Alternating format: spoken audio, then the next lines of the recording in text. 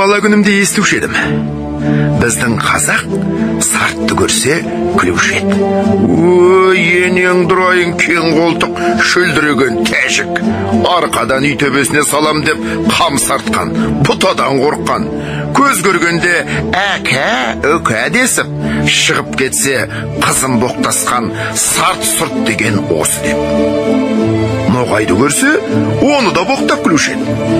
Өй, түйеден қорыққан ноғай атқа мінсе, шаршап жаяу жүрсе, демін алады. Ноғай дегенше, ноғай десеңші. Түккі ыңғай келмейтұғын солдат ноғай, қашқын ноғай, бәкәлчік ноғай деп. Орысқа да күлуші еді. Ауылды көрсе шапқан жаман сасырбас орыс деп. Орыс ойына келгенін қылат деген. Не айтса соған нанат, ұсын құлақты тауып бір деп. Сонда мен ойлаушы ем.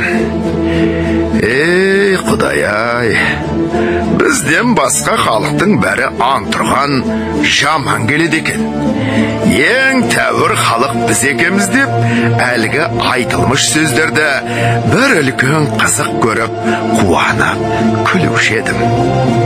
Енді қарап тұрсам, сарттың екпеген егіні жоқ, саудагердің жүрмеген жері жоқ, қылмаған шеберлігі жоқ. Өзіменен өзі әуре болып, бірмен бірі ешбір шахари жауласпайды.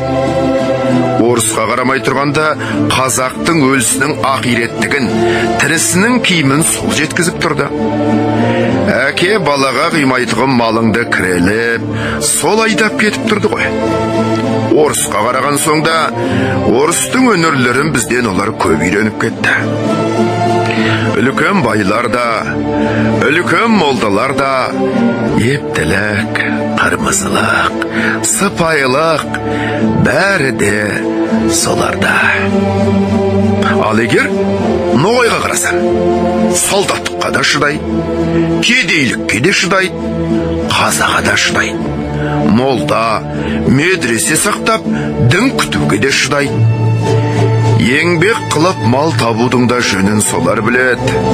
Салтанат да, әсем де соларда. Оның малдарына құзғын тамағымыз үшін біріміз жалша, біріміз қош алушымыз. Біздің ең байымызда сәнім жақшы, аяғың білән пішіратырға қойған идан түгіл, шық сасы қазақ деп үйінен құп шығарады. Оның бәрі бірін-бірі қуып, қор болмай, шаруа қуып, өнер тауып, мал тауып, зор болғандық әсері. Орысқа айтар сөзді жоқ, біз құлы, көңі қадарылда жоқпыз. Бағанағы мақтан, бағанағы қуанған, күлген сөздеріміз қайда?